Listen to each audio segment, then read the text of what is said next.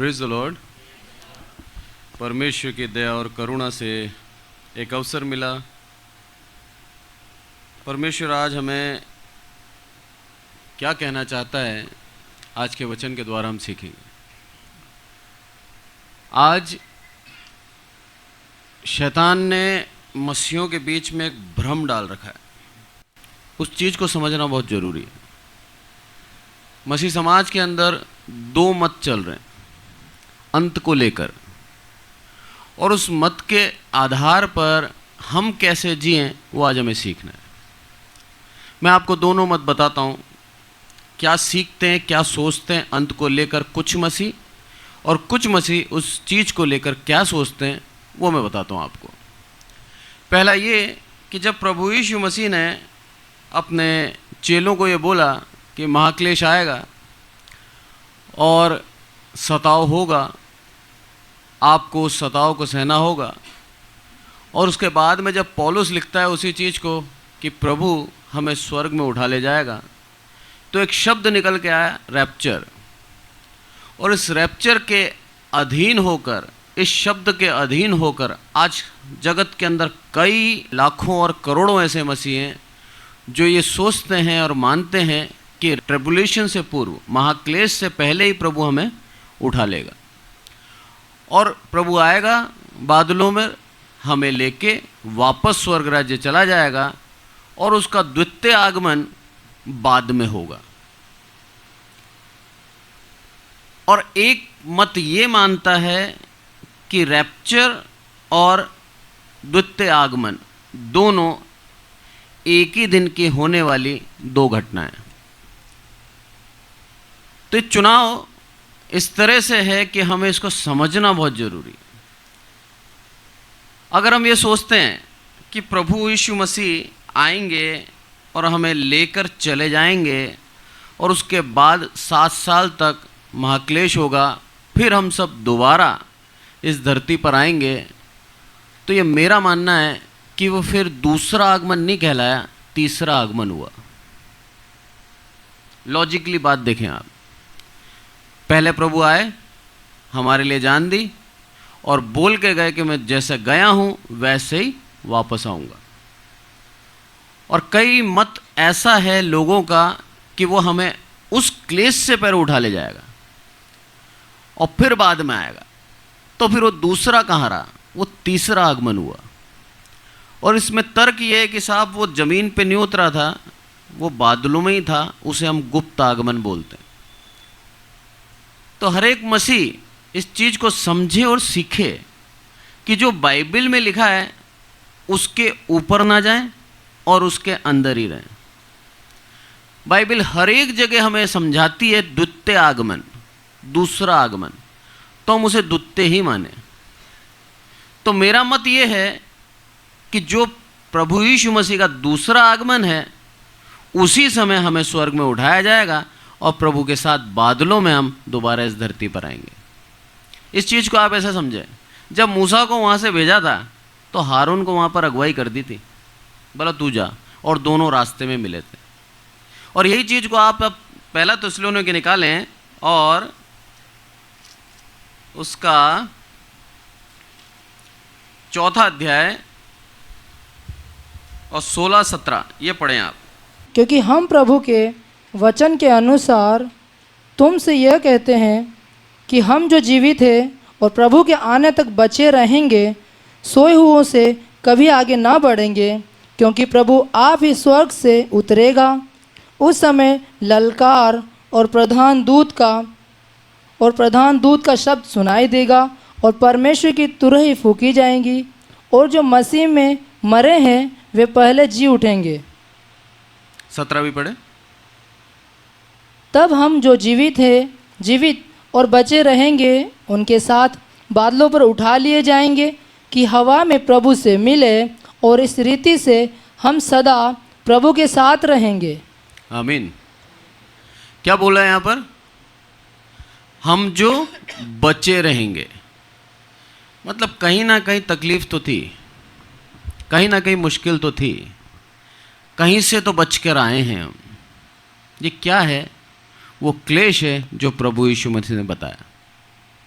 उस क्लेश से यदि हम बच गए और जीवित हैं इस पृथ्वी पर, तो हम प्रभु के साथ उठाए जाएंगे और प्रभु के साथ हम बादलों पर मिलेंगे।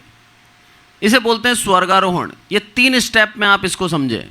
सर्वप्रथम स्वर्गारोहण, प्रभु के साथ हम बादलों में मिले और प्रभु यीशु मसीह दोबारा इस धरती पर आएगा, यानी कि प्रभु का द्वितीय आगमन, सेकंड कमिंग।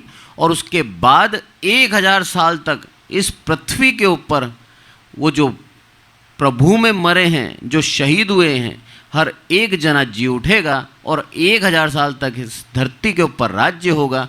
तब तक शैतान को बांध दिया जाएगा और उसके बाद शैतान थोड़ी देर के लिए खुलेगा, उसका विनाश के लिए। और उसके बाद जब उसका विनाश होगा फिर जजमेंट डे आएगा। तो ये 3 स्टेप में हम उस अंत को सीखें जो बाइबल हमें सिखाती है। इसके बाहर ना जाना है और इसके अलग हमारी सोच नहीं होनी चाहिए। बाइबल के अधीन ही रहकर एक मसीह को सोचना चाहिए। अगर हम बाइबल से बाहर जाते हैं तो फिर हम परमेश्वर की नहीं, खुद की महिमा चाहते हैं। इसलिए परमेश्वर की महिमा के लिए हम बाइबल के भीतर ही रहें, अंदर ही रहें, तो हम इस चीज़ को सीख पाएंगे। तो सर्वप्रथम स्वर्गारोहण की अगर मैं बात करूं तो स्वर्गारोहण तक भी कुछ भविष्यवाणियां हैं, उनका होना तय है। और 8 तरह की ये बातें हैं जिन बातों को अगर हम देखते हैं इस संसार के अंदर कंप्लीट हुई हैं, तब जाके वो स्वर्गारोहण आएगा। क्योंकि बाइबल का वचन कहता है, लूका के अंदर साफ कहता है, पृथ्वी और आकाश टल सकता है, पृथ्वी और आकाश टल सकता है, पर मेरे कहे हुए वचन नहीं टलेंगे। तो जो प्रभु ने कहा है वो चीज़ होना पूरी है।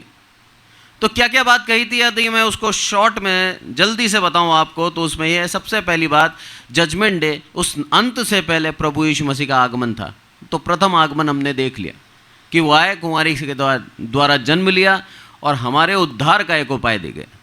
दूसरा, इसकी अगर आयत देखना चाहो तो आप लिख सकते हैं, यशायाह 53 में इसका पूरा भविष्यवाणी लिखी है। उसके बाद है मंदिर का ढा देना, दूसरी बार जो मंदिर बना था उसका भी ढा देना, जो कि प्रभु यीशु मसीह ने मत्ती में कहा था कि जो तुम ये देख रहे हो भव्य में मंदिर, इसके ऊपर एक पत्थर के ऊपर भी पत्थर नहीं रहेगा। और वो भी भविष्यवाणी पूरी हो गई। प्रभु यीशु मसीह के जाने के 70 साल बाद जो रोमी साम्राज्य था उनने उसको ढा दिया। तो 2 भविष्यवाणियाँ पूरी हो गई। तीसरी भविष्यवाणी की अगर मैं बात करूं तो वो है स्प्रेड ऑफ गॉस्पल, प्रभु यीशु मसीह के सुसमाचार का हर एक नेशन, हर एक राष्ट्र में फैला देना, हर एक राष्ट्र में उसका प्रचार का सुसमाचार प्रचार करना। और आज हम देख रहे हैं यूट्यूब के माध्यम से, सोशल मीडिया के माध्यम से, वहाँ पर रहने वालों के माध्यम से, हर एक जगह जगह जगह हम सुसमाचार प्रभु का वहाँ पहुँचा चुके हैं। तो ये तीसरी भविष्यवाणी भी पूरी हो गई। और इसके लिए भी अगर आप आयत निकालें तो मत्ती 24 का 14 आप देख सकते हैं। और तीसरा है, प्रभु यीशु मसीह के आगमन से पूर्व ऐसे लोग बढ़ेंगे जो कि अनैतिक होंगे, जो कि व्यभिचारी होंगे, जो कि झूठ बोलते हैं, अधर्मी हैं। आप लिख सकते हैं 2 तिमुथियुस 3:1 से लेकर 5 तक। झूठे, लोभी, कपटी और हर एक प्रकार के मनुष्य प्रभु यीशु मसीह के द्वितीय आगमन से पूर्व ऐसे मनुष्य इस धरती पर रहने लगेंगे। तो ये चौथी भविष्यवाणी भी पूरी हो गई।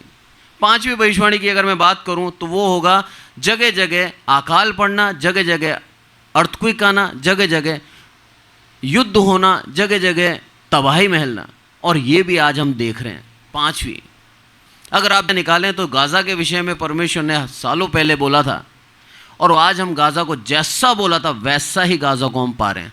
सपन्या और उसका दूसरे का 14, क्योंकि गाज़ा तो निर्जन और अश्कलोन उजाड़ हो जाएगा, अशदोद के निवासी दिन दोपहर ही निकाल दिए जाएंगे और एक्रोन उखाड़ा जाएगा।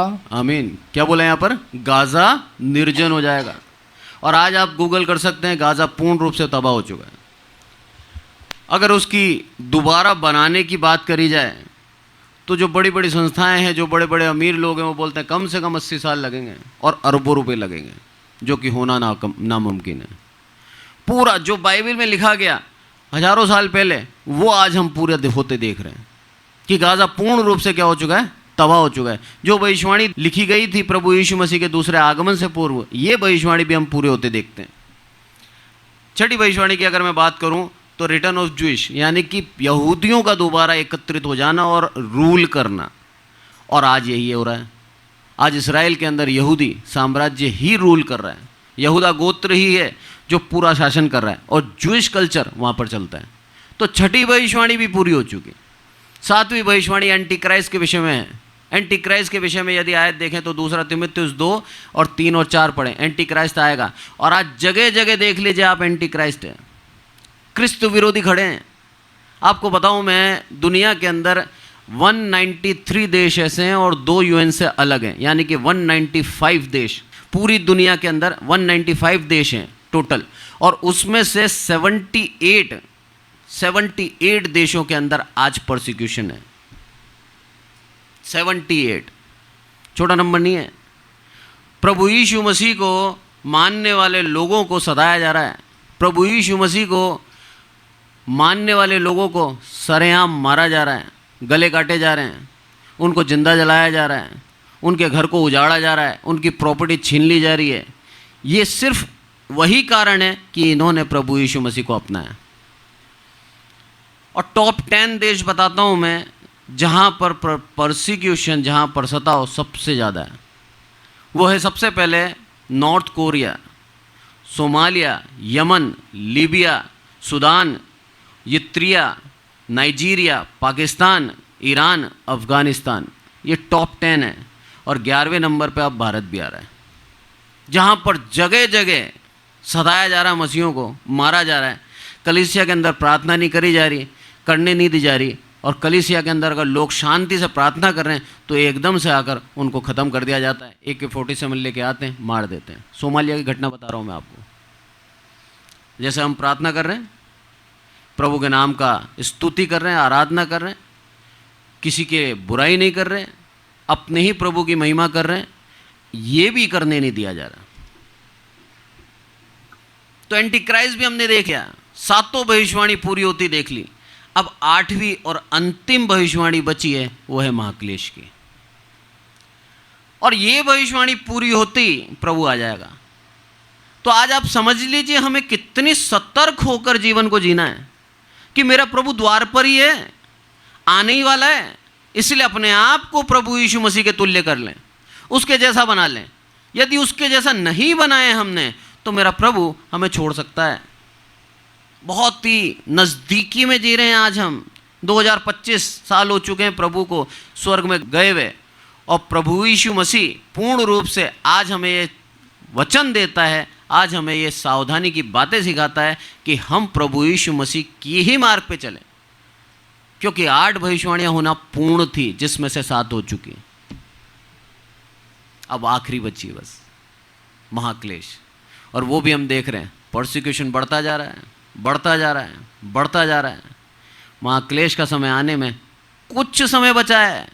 अपने आप को सुधार लें, अपने आप को प्रभु यीशु मसीह के लिए तैयार कर लें कि कोई अगर गला काटने भी आ जाए तो हम प्रभु के लिए तैयार रहें कि हाँ प्रभु, मैं तेरे लिए मरने को तैयार हूँ। ये विश्वास आज हम मसीहों में होना चाहिए कि कुछ कोई प्रलोभन दे के भी अगर हमें छीनना चाहे तो हम उस प्रलोभन को छोड़ दें, हम उसके पीछे ना जाएं, पर हम परमेश्वर के पीछे ईमानदारी से चलें। अब महाक्लेश के बारे में देखें आप, जो कि मत्ती 24 और 21वीं आयत पढ़ें। क्योंकि उस समय ऐसा भारी क्लेश होगा जैसा जगत के आरंभ से न अब तक हुआ और न कभी होगा। आमीन। क्या बोला? उस समय ऐसा भारी क्लेश होगा जो जगत के शुरुआत से लेकर अभी तक नहीं हुआ। जगत के शुरुआत से अभी तक ऐसे ऐसे क्लेश हमने देखे हैं बाइबल में कि हमारी रूह कांप जाए। और ये क्लेश उससे भी भारी होगा। सोचो कितना भयानक और कितना दर्दनाक होगा ये। और इसके अंदर वो लोग रहेंगे स्थिर जो प्रभु को अपना चुके हैं, जो प्रभु के लिए मरने के लिए तैयार हैं, जो प्रभु के लिए सताव सहने के लिए तैयार हैं, जो प्रभु के लिए सब कुछ करने को तैयार हैं। हमने देखा प्रभु के चेलों की मृत्यु, बहुत ही भयानक मृत्यु। किसी को उल्टा सलीब पर टांग दिया गया, किसी को बीच में से काट दिया गया, किसी के सर को काट दिया गया। अलग अलग तरीके दर्दनाक मृत्यु को हमने देखा। और ये बोलता है यहाँ पर वचन प्रभु का कि प्रभु का जो महाक्लेश है वो ऐसा होगा जो अभी तक नहीं हुआ। कितना भयानक है। इसी कारण से कई विश्वासी ये सोचते हैं इस महाक्लेश से प्रभु हमें बचा लेगा और हम इससे पहले स्वर्ग में चले जाएंगे, और 7 साल महाक्लेश होगा, फिर प्रभु के साथ वापस आएंगे। मैं उनके विश्वास को ठेस नहीं पहुंचाना चाहता, पर मैं बाइबल की बातों के विरुद्ध नहीं जाना चाहता। बाइबल कहती है दूसरा आगमन मतलब दूसरा आगमन। मैं उसी बात पे हूं।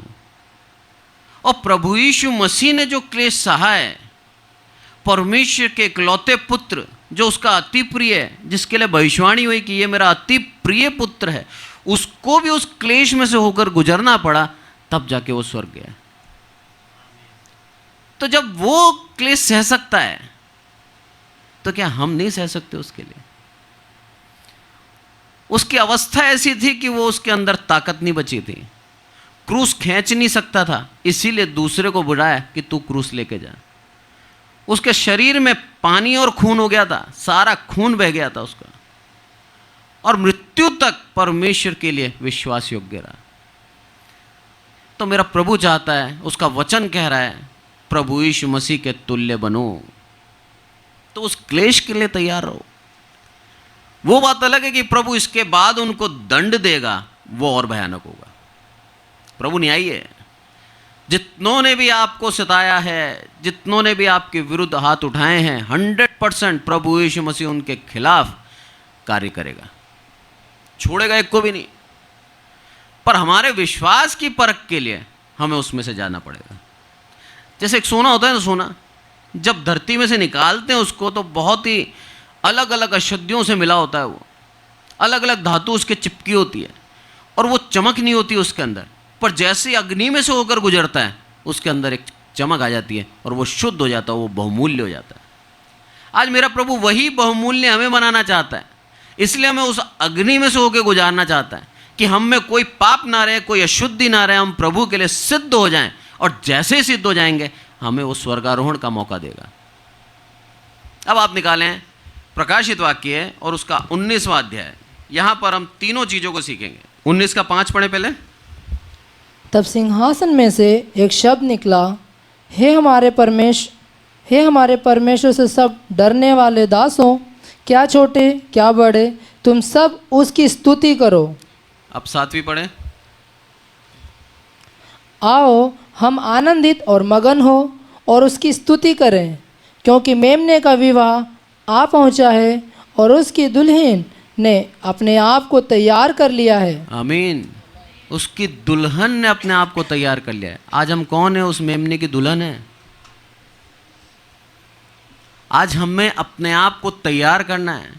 यहूदी परंपरा की यदि मैं बात करूं, तो यहूदी परंपरा के अंदर जब शादी होती थी, तो शादी बहुत ही पहली अवस्था में होती थी और दुल्हन को उसके घर में रखा जाता था। अब दूल्हे की मर्जी है कि दूल्हे की इच्छा है कभी भी जाए वो और दुल्हन को लेके आए, और दुल्हन को उसके लिए तैयार रहना है। दूल्हे का एक दोस्त हुआ करता था, तो जैसे ही दूल्हे की इच्छा होती थी मैं दुल्हन को लेने जा रहा हूँ, दूल्हा का दोस्त पहले भाग के जाता था और दुल्हन को बोलता था कि तू तैयार हो जा फटाफट, दूल्हा आ रहा है तेरे को लेने। तो आज जितने भी अगुए हैं वो दूल्हे के दोस्त हैं। आज हमारा कर्तव्य है दुल्हन को तैयार करना, इन कलीसियाओं को तैयार करना, क्योंकि कलीसियाँ उठाई जाएंगी, प्रभु यीशु मसीह से मिलेंगी। तो हमारा कर्तव्य बस इतना ही है, तैयार करना। तैयार होना नहीं होना वो आपके हाथ में। वचन से पोषित करना, वचन की गहराई को सिखाना, वचन की सच्चाई को सिखाना। मानना नहीं मानना वो आपके हाथ में। तो यूहन्ना बोलता है कि मैं परमेश्वर के पुत्र यीशु मसीह का उस दूल्हे का मित्र हूं। मेरा कर्तव्य यह है कि मैं दुल्हन को तैयार करूं। इसीलिए उसने क्या करा? मन फिराव का बपतिस्मा दिया। यहां पर वही दुल्हन के विषय में, दुल्हन तैयार हो चुकी है, मीन्स पूर्ण रूप से अपने पापों को त्याग चुकी है, पूर्ण रूप से अधर्म से बाहर आ चुकी है, और शुद्ध और पवित्र होकर प्रभु यीशु मसीह से मिलने को तैयार है। जैसे ही हम ऐसे हो जाएंगे और अगर जीवित रहे उस अवस्था में उस दिन तक, तो मेरा प्रभु उठा लेगा। पर उससे पहले वो उठेंगे जो प्रभु में मरे गए। वो प्रथम पुनरुत्थान है। पुनरुत्थान भी दो हैं। प्रथम पुनरुत्थान शहीदों का, जिनके साथ 1000 साल तक इस धरती के ऊपर जीवित और प्रथम पुनरुत्थान के वो जो लोग हैं, वो लोग प्रभु यीशु मसीह के साथ राज्य करेंगे। तो हमें प्रभु के नज़दीकी में बढ़ते जाना है, और अंत के समय में कैसे लोग होंगे इसको एक और बार हम सीखते हैं।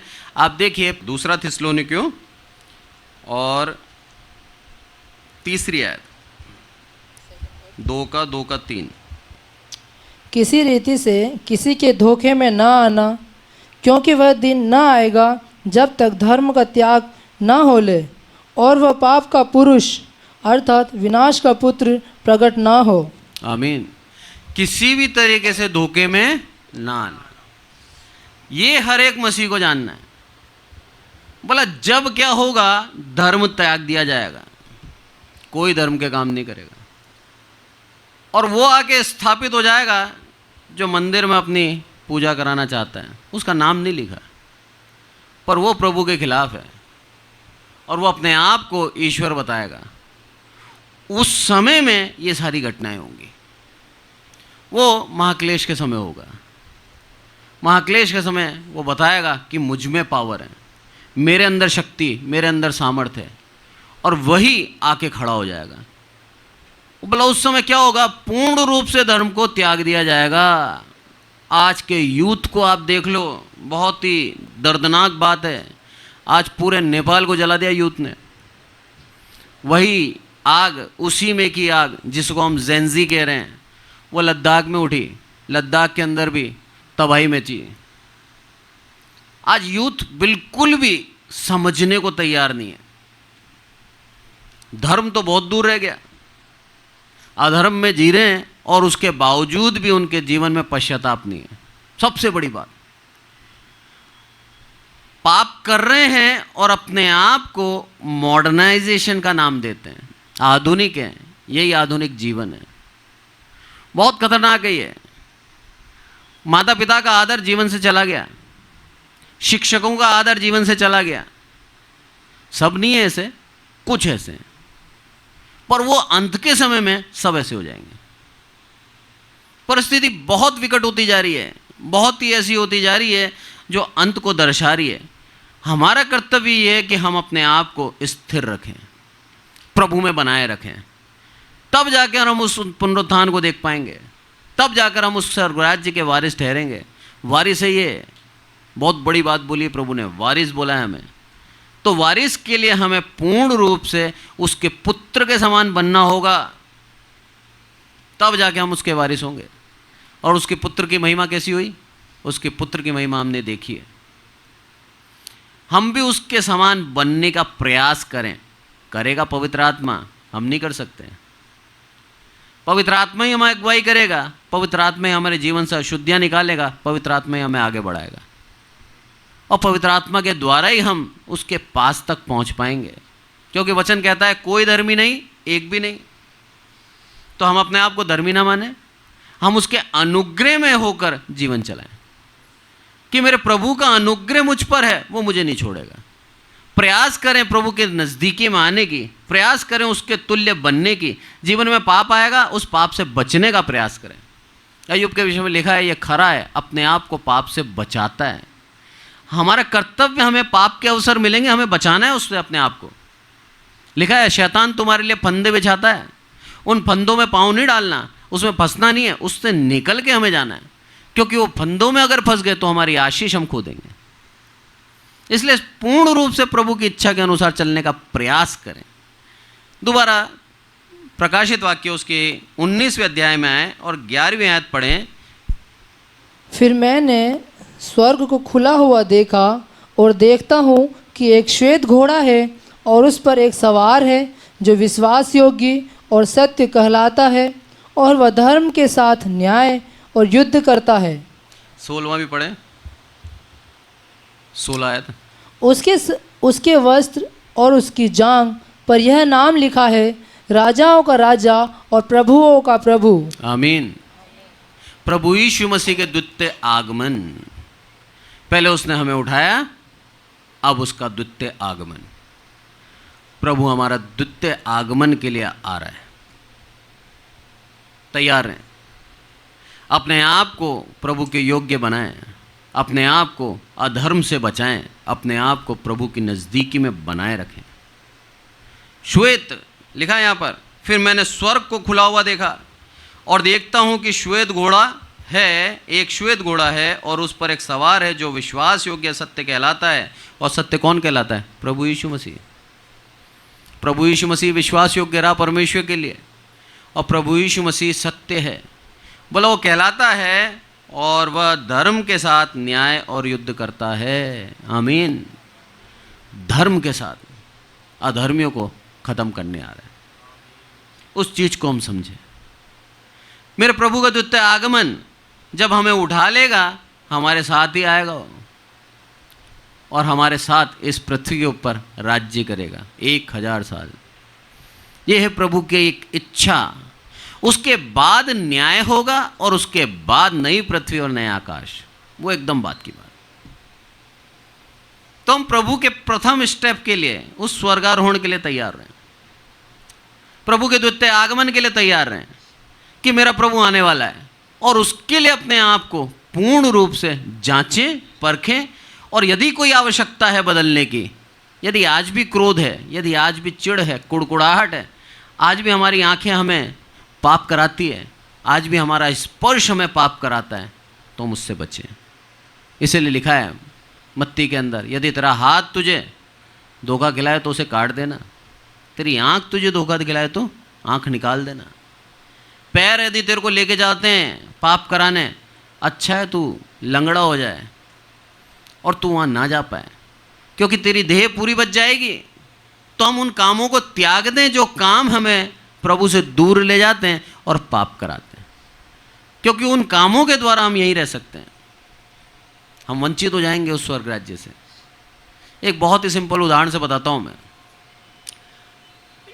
एक बहुत बड़ी रस्सी ले लो आप, और रस्सी की एक गिठान बांध लो कोने में, और जो गिठान का हिस्सा है छोटा सा, ये है पृथ्वी पे मनुष्य का जीवन, और जो बाकी बची पूरी रस्सी है ये अनंत काल है। हम उस जरा से हिस्से के लिए पाप करते हैं, उस जरा से हिस्से को अच्छी तरह जीने के लिए हर एक अभिलाषा को पूर्ण करने का प्रयास करते हैं, पर वो अनंत काल का जीवन हम भूल जाते हैं। आज प्रभु हमें सिखा रहा है उस अनंत काल के लिए सोच, तो वो तेरा थोड़ा सा जो हिस्सा है ना, उसके बारे में सोचना छोड़ देगा। जीवन के हर एक पड़ाव प्रभु ने हमें दिए इस मनुष्य जीवन में। बचपन, इस बचपन के अंदर हम कुछ भी नहीं सोचते क्या अच्छा है क्या बुरा है, जो माँ बाप ने पहना दिया वही अच्छा है। उसके बाद एक किशोर अवस्था आती है, जब हम अपने बारे में सोचना स्टार्ट करते हैं, जब पाप करते हैं, और वयस्क होने तक पाप करते हैं। अधेड़ अवस्था में आकर हम समझते हैं कि जो कर रहे हैं ये गलत है। वृद्ध अवस्था में आके हमारे लिए फिर हर एक चीज़ बेमानी हो जाती है, कोई मतलब नहीं रहता। अच्छा खाना थोड़ा ही खाना है, भले कितना अच्छा रख दो। फिर हमें बोलते हैं कि हाँ प्रभु के पास चले जाएं। जीवन से उस जीने की इच्छा खत्म हो जाती है। क्यों? क्योंकि शरीर के अंदर अब वो बल नहीं रहा, दुख तकलीफ क्लेश है। हम उन क्लेशों में जीना नहीं चाहते, इसलिए हम सोचते हैं स्वर्ग में चले जाएं, वो ज़्यादा बेहतर है। तो हर अवस्था प्रभु ने दी है हमें। क्यों दिए? ताकि हमारे जीवन में घमंड ना आए, हम प्रभु की उस दया को, कृपा को समझें जो हर अवस्था में हमारे साथ रहती है। प्रभु का धन्यवाद दें। प्रभु चाहता है हम हर अवस्था में विश्वास योग्य रहें। बुजुर्ग अवस्था में आने पर ही प्रभु के नज़दीक ना आए, उस किशोर अवस्था में भी प्रभु के नज़दीक में बने, ताकि हम अपने आप को उन पापों से बचा लें, इस देह को मलिन होने से बचा लें, ताकि पवित्र रहें प्रभु के लिए, निर्दोष निष्कलंक एक वधू के समान जो अपने पति का इंतजार कर रही है। श्रेष्ठ गीत के अंदर यही लिखा है। श्रेष्ठ गीत को आप गंभीरता से पढ़ेंगे तो उसके अंदर वर और वधू के प्रेम के विषय में लिखा है। और वो प्रेम क्या है? प्रभु यीशु मसीह और कलीसिया का प्रेम है। लिखा है वहाँ पर वधू तैयार है और वधू अपने वर को चाहने के लिए उसको ढूंढ रही है। ऐसे ही ढूंढना है हमें, उस वर के प्रेम के लिए वशीभूत होकर उसको ढूंढना है, प्रयास करना है कैसे करके मुझे प्रभु मिल जाए। और जब मिल जाए तो उसको छोड़ना नहीं है। हम छोड़ के भागते हैं, प्रभु नहीं छोड़ता। हम अधर्म में घूमते हैं, हम अपनी अभिलाषाओं को पूर्ण करते हैं, हमारी सांसारिक अभिलाषा, हमारी शारीरिक लालसाओं के अनुसार हम इसे त्यागने को तैयार हो जाते हैं, जो कि गलत है। उस आगमन का इंतज़ार करें जो बिल्कुल नज़दीक है। देखा हमने वचन के अनुसार, बाइबल के अनुसार 8 चीज़ें होनी थी, जिसमें से 7 हो चुकी हैं। बस अब महाक्लेश बचा है।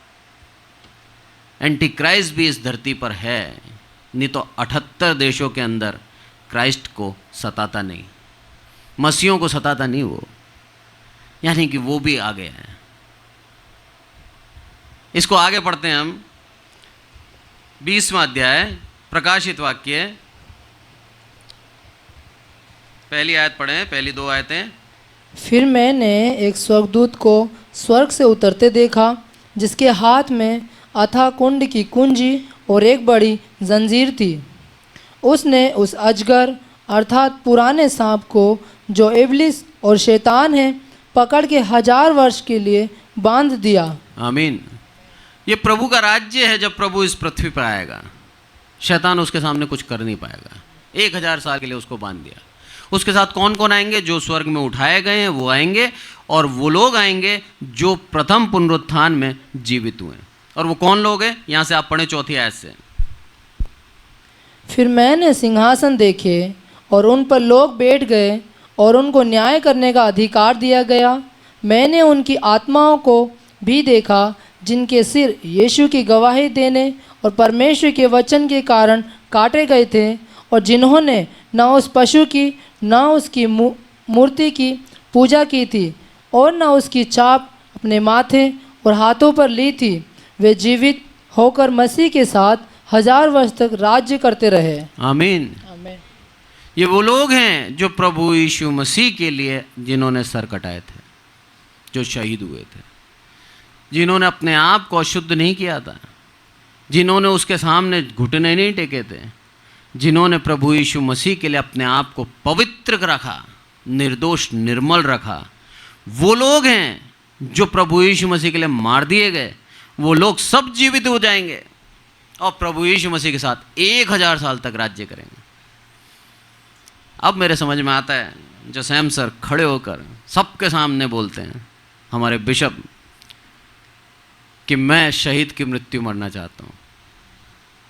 1000 साल रिवॉर्ड है, वो अनंत काल का स्वर्गराज तो है, पर 1000 साल का रिवॉर्ड है। इस पृथ्वी के ऊपर सिंहासन मिलेगा, अधिकारी पद मिलेगा, और हम राज्य करेंगे। इसीलिए वो बोलते हैं कि मैं शहीद होना चाहता हूँ। शहादत हर किसी के लिए नहीं है। बाइबल का वचन कहता है प्रकाशित वाक्य के अंदर, गिने हुए लोग हैं, उतने ही लोग शहीद होंगे, उसके अलावा कोई शहीद नहीं होगा। अगर हमारा नाम है उसके अंदर, तो सबसे बड़ी बात बताऊं मैं, ये प्रभु का प्रेम है हमारे लिए।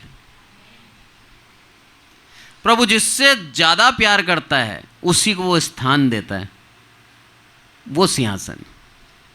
मरना तो सबको है, मृत्यु सबको आनी है। जिसने जन्म लिया है वो मरेगा। अगर आप कोरोना से मरते हो या किसी एंटी क्राइस्ट की गोली से मरते हो, चुनाव आपका है। उत्तम क्या है?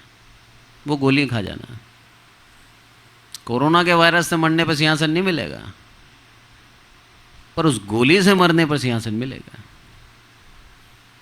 प्रभु चाहता है हम उसके लिए तैयार रहें कि वो अवसर भी आए तो भागे नहीं उसको छोड़कर, खड़े रहें स्थिर कि हे प्रभु, तेरे नाम के लिए शरीर कुछ नहीं है। तब मेरा प्रभु खड़े होकर गर्व से हमारे लिए हाथ बढ़ाता है, जैसे स्तिफानोस के लिए बढ़ाया था, बोला आजा मेरे पुत्र। ये जीवन प्रभु हर एक मसीह से चाहता है, हर एक मसीह से। वो चाहता है हम उसके तुल्य रहें, परमेश्वर की आज्ञा को पूर्ण रूप से माने और उसके द्वितीय आगमन का इंतजार करें। द्वितीय आगमन के विषय में बता दूं मैं आपको, द्वितीय आगमन पूर्ण रूप से लिखा है बाइबल के अंदर। जैसे बिजली एक तरफ से चमकती है दूसरे चमक तक जाती है, वैसे ही द्वितीय आगमन होगा। कोई छुप के नहीं आएगा प्रभु। प्रभु सबके सामने आएगा, तूरियों के साथ आएगा, शब्द के साथ आएगा। वो डरता नहीं है, वो न्याय करने आएगा। बहुत से लोग बोलते हैं प्रभु चोर के समान आएगा।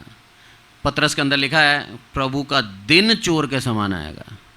बहुत अंतर है दिन में और प्रभु के चोर के समान में। प्रकाशित वाक्य में लिखा भी एक जगह कि वो चोर के समान आएगा। पर पतरस क्या बोलता है साफ साफ कि उसका दिन चोर के समान आएगा। वो चीज़ हमें समझनी है। अब हमें उस दिन को नहीं मालूम कि वो दिन कब आ जाएगा, मालूम नहीं है। इसीलिए थिस्सलुनीकियों के अंदर वो साफ कहता है कि उसके आगमन के विषय में आकर घबराना नहीं, अस्थिर ना होना, और ना ही उसके आगमन में लेट है ये सोचकर सुस्त हो जाना। ना ही हमें आलसी होना है कि अभी तो बहुत साल हैं, और ना ही हमें घबरा जाना है कि बस आने वाला है। हमें तैयार रहना है कि हाँ प्रभु कभी भी आए तो मैं स्वर्ग राज्य जाऊंगा। मैंने मेरे जीवन के सारे पापों को मान लिया है, अंगीकार कर लिया है, और अब प्रयास कर रहा हूं कि उन पापों को ना करूं। हम प्रयास कर सकते हैं, बचाने की कोशिश कर सकते हैं, यही हमारे अधीन में है। वो आत्मा हमें रोकता है, हम अपने आप को नहीं रोक सकते। तो हमारा कर्तव्य यही है, जो कर्तव्य हमें दिया है उस कर्तव्य को निभा लें। और हर एक मसीह को कर्तव्य दिया है विश्वास करने का। तो हमें विश्वास करना है प्रभु यीशु मसीह का द्वितीय आगमन नजदीक है, उसके लिए अपने आप को तैयार करें। बस कब आता है वो प्रभु की इच्छा है, पर चल हम अंतिम दिनों में रहें, उस चीज का हमें स्मरण होना चाहिए, ताकि हम उस महाक्लेश से घबराएं नहीं, डरे नहीं। अंत में जजमेंट डे के विषय में बताता हूं मैं आपको। आप निकालें 20वां प्रकाशित वाक्य 20:11 से पढ़ें, 11-12 दो आयत। फिर मैंने एक बड़ा श्वेत सिंहासन और उसको जो उस पर बैठा हुआ है देखा। उसके सामने से पृथ्वी और आकाश भाग गए और उनके लिए जगह न मिली। फिर मैंने छोटे बड़े सब मरे हुओं को सिंहासन के सामने खड़े हुए देखा, और पुस्तकें खोली गई। और फिर एक और पुस्तक खोली गई, अर्थात जीवन की पुस्तक, और जैसा उन पुस्तकों में लिखा हुआ था वैसे ही उनके कामों के अनुसार मरे हुओं का न्याय किया गया। आमीन। आमीन। हम क्या करते हैं क्या नहीं करते सब लिख रहा है कंटिन्यूस। उस जीवन की पुस्तक में अगर आपका नाम है आपको स्वर्ग राज्य मिलेगा। आपके कामों के आधार पर आपको न्याय किया जाएगा। और क्या लिखा है? पुस्तक खोली गई और सिंहासन के सामने सब खड़े हो गए। सब लोग खड़े हो गए। दूसरा पुनरुत्थान, सब आगे सामने। अब प्रभु की इच्छा के अनुसार प्रभु न्यायी है और हमारे कामों के अनुसार वो न्याय करेगा। इसलिए प्रभु हमारे को जिसको प्यार करता है वो हमारे लिए कई धर्म के काम चुन के रखता है कि हम उन कामों को करें। विशेष करके मैं बताता हूँ बच्चों के लिए, माँ बाप का आदर करना, माँ बाप का सम्मान करना, माँ बाप को गलत ना बोलना, ये धर्म का काम है। इसलिए मम्मी पापा को, माता पिता को पूर्ण आदर दें। मेरा प्रभु इससे प्रसन्न होता है। मम्मी पापा के सामने जबान ना चलाएं, तर्क ना करें, जो उन्होंने बोला है उसको मान लें। वो आपका भला चाहते हैं।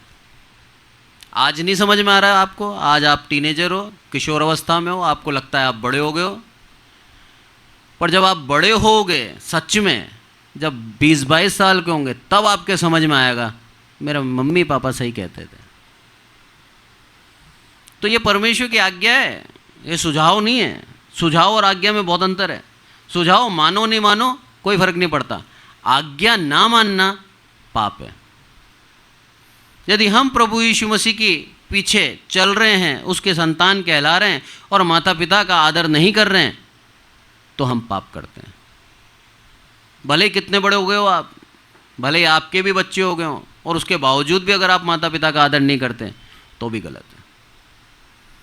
ये दायित्व दिया है मनुष्य को, हमें वो करना है, कोई चॉइस नहीं है इसमें। तो यहाँ पर लिखा है धर्म के काम उन कामों के आधार पर होगा। इसलिए हमें पूर्ण रूप से अपने आप को जांचना है, परखना है, क्या कर रहे हैं हम, क्या बोल रहे हैं हम। क्योंकि जो कुछ भी बोला जाता है वो भी सुन रहा है, जो कुछ करा जा रहा है वो भी देखता है। उसके आधार पर होगा सब कुछ। एक और आयत निकालें आप, इब्रानियों और उसका 9:27। और जैसे मनुष्य के लिए एक बार मरना और उसके बाद न्याय का होना नियुक्त है। आमीन। मनुष्य के लिए एक बार मरना और उसके बाद न्याय का होना नियुक्त है। तो हमें न्याय के अंदर बचना है, तो हम प्रभु के लिए तैयार हो जाएं, प्रभु के पीछे चलने लग जाएं। प्रभु के स्वर्गारोहण के लिए अगर हम रहते हैं उस समय तक, तो अपने आप को ईमानदार बना के रखें, अपने आप को शुद्ध बना के रखें। उस समय प्रभु हमें लेके जाएगा। और यदि हम शहीद होते हैं तो हम उस व्यवस्था से बच सकते हैं। बाकी लिखा है मनुष्य के लिए मरना एक बार है, तो उसका न्याय होना भी तय है, नियुक्त किया है। और जो बाइबल में लिख दिया उसको कोई हटा नहीं सकता, उसको कोई ख़त्म नहीं कर सकता। लिखा है प्रकाशित वाक्य के अंदर, कोई अगर एक मात्रा भी इसको अंदर से हटाता है तो उसका नाम जीवन की पुस्तक में से काट दिया जाएगा। और अगर इसके अंदर कुछ बढ़ाता है तो उसके ऊपर वो क्लेश बढ़ जाएगा। मतलब क्लेश सब पे आना है जो मसीह के नाम पे चल रहा है। बोला बढ़ाएगा तो क्लेश बढ़ेगा, और अगर काटेगा तो नाम काट दिया जाएगा। अब चुनाव हमारे हाथ में, हम किस तरह से इस बाइबल को लेते हैं। क्या आज भी इस बाइबल को एक मात्र पुस्तक समझ रहे हैं जिसको हम घर में कहीं भी रख देते हैं, या फिर ये सच में परमेश्वर के वचन समझकर आप इसका सम्मान करते हैं? ये हमारी जीवन की रोटी है। इसके द्वारा प्रभु हमें गाइड करता है, इसके द्वारा प्रभु हमें अपने मार्ग तक लेके चलता है, इसके द्वारा हम स्वर्ग राज्य जाएंगे। ये वो कुंजी है। इसका सम्मान हर एक मसीह के जीवन में होना चाहिए, क्योंकि यही एक है जिसके द्वारा आज प्रभु हमसे बात कर रहा है। आप प्रभु से प्यार करते हैं, आप उससे बात करना चाहते हैं, डेली पढ़ें सुबह शाम। और आप यदि आज भी उसकी सच्चाई को नहीं जानते, इसको सिर्फ एक पुस्तक ही मानते हैं, तो ये बात गंभीर है। आज के वचन के द्वारा प्रभु हमें आशीषित करें, और हर एक मसीह ये जाने, सीखे, समझे कि जो बाइबल ने कहा है उसका पूरा होना तय है, और उसके हुए बिना प्रभु दोबारा इस दुनिया में नहीं आएंगे। तो उसका होना तय है। और हमने देखा आज हम 7वें स्टेज पे हैं। वॉर यूक्रेन रशिया चल ही रहा है। इसराइल हमस का बढ़ते बढ़ते इसराइल ईरान भी हो गया था, लेबनान भी हो गया था, फिर वो ख़त्म हुआ। इसराइल ने अभी कतर पर अटैक करा, वो भी ख़त्म हुआ। मतलब इसराइल युद्ध करना छोड़ नहीं रहा, युद्ध कंटिन्यूस है, तबाही कंटिन्यूस हो रही है। और लास्ट बचा है महाक्लेश। तो हमें बहुत सतर्क होकर, क्योंकि हम अंत के समय में चल रहे हैं, अपने जीवन को जीना है। मेरा प्रभु हमें प्यार करता है, इसलिए वचनों के द्वारा हमें सिखा रहा है, समझा रहा है कि हम प्रभु की नज़दीकी में बने रहें और गलत शिक्षा के पीछे ना भागें, भ्रमित ना हो। क्योंकि वचन लिखता है अंत के समय में झूठे भविष्यवक्ता और झूठे यीशु के नाम से आएंगे, उसको भी पहचानना है हमें। झूठे झूठे वीडियो आएंगे सोशल मीडिया पे कि साहब रैप्चर हो गया वहाँ पर, साहब वहाँ पर भी हो गया। आप भ्रमित नहीं होना। प्रभु का वचन कहता है साफ साफ लूका के अंदर, जब प्रभु आए स्वर्ग में तो हमें करना क्या है? हमें बाहर निकल कर उसकी ओर देखना है बस। बोला तुम्हारा उद्धार हो जाएगा। इसको हम इस तरह से सीखें। एलिया ने क्या बोला? अगर तू मुझे देख पाया तो जो तू मांग रहा है वो तुझे मिल जाएगा। वो उसे देख पाया, उसका उद्धार हो गया। तो हर एक मसीह जो प्रभु ने जिसको चुना है वो उसको बादलों पे आते देखेगा, और अन्य जाति भी देखेगा, पर जो मसीह है वो जब देखेगा उसका उद्धार हो जाएगा। वो उसको बुला लेगा अपने पास, अपने स्वर्गदूतों को भेजेगा, बोला इकट्ठा कर लाओ मेरे लोगों को। क्या दृश्य होगा कि हम बादलों पर हैं। मेरा प्रभु हमें प्यार करता है, इसीलिए प्रभु हमें चुनता है। और भजन संहिता के अंदर लिखा है साफ साफ, जिस तरह से वस्त्र बदलता है उस तरह से पृथ्वी को बदल डालेगा। वस्त्र बदलने में कितना समय लगता है? 5 मिनट। बोला वैसे ही नहीं पृथ्वी ने आकाश कर देगा, थोड़ा सा समय लगेगा प्रभु को। इसलिए हम प्रभु के लिए तैयार रहें, उसके आगमन का इंतज़ार करें, अपने आप को पूर्ण विश्वास में बनाए रखें और भ्रम में ना जिए, क्योंकि भ्रम में जीने से हम अपने आप का ही नुकसान करेंगे। आइए प्रार्थना करें। हे मेरे प्रभु, आपका बहुत बहुत धन्यवाद देते हैं मेरे प्रभु, सारी आदर महिमा आपको देते हैं। प्रार्थना करते हैं विशेष करके आपकी दया करुणा के लिए मेरे प्रभु, आपकी दया करुणा हमारे जीवन भर हमारे साथ रहे मेरे प्रभु। प्रार्थना करते हैं मेरे प्रभु, आपके वचनों को गहराई को आप सिखाएं, समझाएं और आपकी इच्छा के अनुसार हम जीवन जीना सीखें मेरे प्रभु। सारी आदर महिमा आपको देते हैं। आपका आगमन नज़दीक है, हम उसके लिए अपने आप को तैयार करें मेरे प्रभु। आपका वचन कहता है बादलों में मिलेंगे, हम तैयार हैं मेरे प्रभु उस बादल पे मिलने के लिए। मेरे प्रभु, आपके लिए जीवन के हिसाब से हम जीना सीखें मेरे प्रभु, ताकि हमें देखकर आप गर्व से कहें ये मेरी संतान है, ये मेरा बेटा है। आदर मान आपको देते हैं मेरे प्रभु, हम घटें आप बढ़ें। यहाँ पर उपस्थित हर एक विश्वासी आपके हाथों में सौंपता हूँ मेरे प्रभु। हर एक विश्वासी स्वर्ग राज्य का भागी हो मेरे प्रभु। हर एक को मेरे प्रभु आप अपने विशेष आत्मा से परिपूर्ण करें मेरे प्रभु, और मेरे प्रभु आपके वचनों की गंभीरता को सीखता हुआ अपने जीवन को जिए मेरे प्रभु। सारी आदर महिमा आपको देते हैं, हम घटें आप बढ़ें। आपने हमारी विनती सुनी इसलिए आपका धन्यवाद। प्रभु यीशु मसीह के नाम से मांगते हैं, आमीन।